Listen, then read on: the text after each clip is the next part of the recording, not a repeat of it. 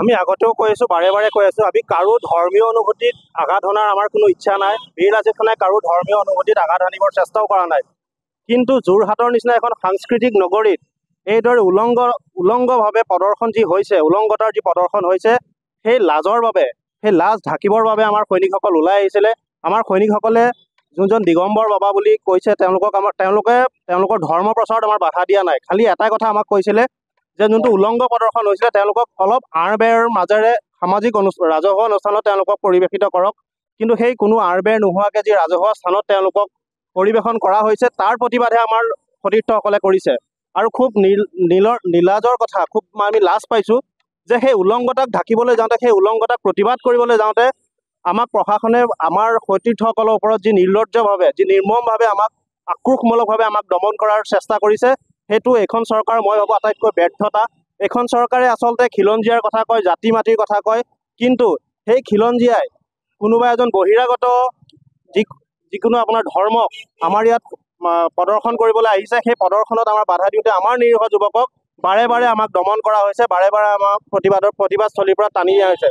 আৰু সেইটো কাৰণে সমগ্ৰ অসমতে আজি বীৰ লাচিত খানে অসমে তাৰ প্ৰতিবাদত সেই 3 ঘণ্টাত বিনা চৰ্তে তেওঁলোকক মুকলি কৰি দিবৰ কাৰণে আমি তীব্ৰ প্ৰতিবাদ জনাইছোঁ।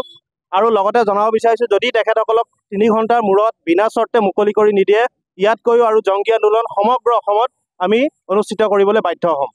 যোৰহাটত যিটো ঘটনা হ'ল, এইটো একদম লজ্জাজনক ঘটনা। কাৰণ আমাৰ যিকেইজন প্ৰতিবাদকাৰী আছিলে, তেওঁলোকে খালি এটা দাবী কৰিছিলে যে ধৰ্মগুৰুজনক কেৱল বেৰ দি পেলাই নিব লাগে।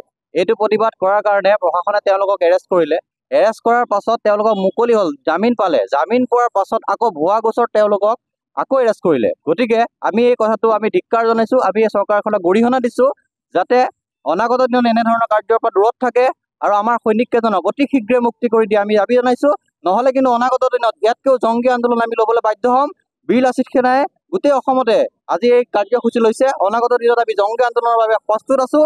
আৰু বীৰ লাচিত খানে এনেধৰণৰ কাৰ্য কেতিয়াও হ'বলৈ নিদিয়ে আৰু নিদিওঁ। আমি এই যুগতে এই চৰকাৰখনক, এই অসমীয়া জাতিৰ কথা কোৱা চৰকাৰখনক গৰিহণা দিছোঁ। আৰু অসমীয়া জাতিৰ বাবে, অসমীয়া জাতিৰ সুৰক্ষাৰ বাবে বীৰ লাচিত খানে সদায় আছিল, থাকিব। আৰু এনেবোৰ কাৰ্যৰ পৰা সকলোকে দূৰত থাকিবলৈ আমি অনুৰোধ জনালোঁ। ধন্যবাদ।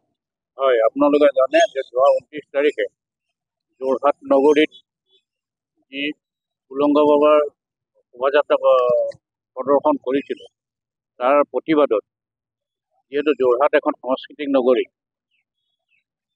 তাতে আমাৰ বীৰ লাচিত খানে অসমৰ সৈনিকসকলে প্ৰতিবাদ সাব্যস্ত কৰিছিলে। প্ৰতিবাদ সাব্যস্ত কৰি বাধা প্ৰদান কৰিছিলে। সেই তাৰ পৰিপ্ৰেক্ষিততে আমাৰ বীৰ লাচিত খানে অসমৰ সৈনিকসকলক 7জনকৈ নিৰীহ যুৱকক গ্ৰেপ্তাৰ কৰে। গ্ৰেপ্তাৰ কৰাৰ পিছত তেওঁলোকক যদিও পিছৰ পৰ্যায়ত জামিন লাভ কৰে, কিন্তু ষড়যন্ত্ৰমূলকভাৱে পুনৰবাৰ আকৌ তেওঁলোকক গ্ৰেপ্তাৰ কৰি তেওঁলোকক গুৱাহাটীৰ লতাশিল থানালৈ প্ৰেৰণ কৰে। আমাৰ কথা হৈছে কি, যিহেতু আমি গণতান্ত্ৰিকভাৱে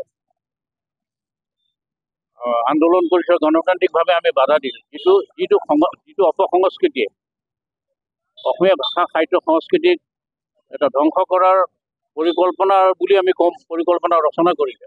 গতিকে আমি তাৰ প্ৰতিবাদ কৰিছোঁ। গতিকে সেই প্ৰতিবাদ তেওঁলোকে সহ্য কৰিব পৰা নাই আৰু তেওঁলোকে আমাৰ সেই নিৰীহ 7জন যুৱকক, সৈনিকক তেওঁলোকে কৰায়ত্ব কৰি ৰাখিছে। আমাৰ কথা হ'ল কি, আপোনালোকৰ মাধ্যমে আমি প্ৰশাসনৰ চৰকাৰ পক্ষক আমি জনাই দিব বিচাৰোঁ যে তেওঁলোকে অতি শীঘ্ৰে, বিনা চৰ্তে অতি শীঘ্ৰে তেওঁলোকক মুক্তি দিব লাগে। অন্যথা ইয়াৰ পিছত যদি আকৌ এনেধৰণৰ কাৰ্যসূচী বা তেনেধৰণৰ কাৰ্যকলাপ তেওঁলোকে কৰে, ইয়াতকৈ আমি জংগী আন্দোলন, গণতান্ত্ৰিকভাৱে জংগী আন্দোলন গঢ়ি তুলিবলৈ আমি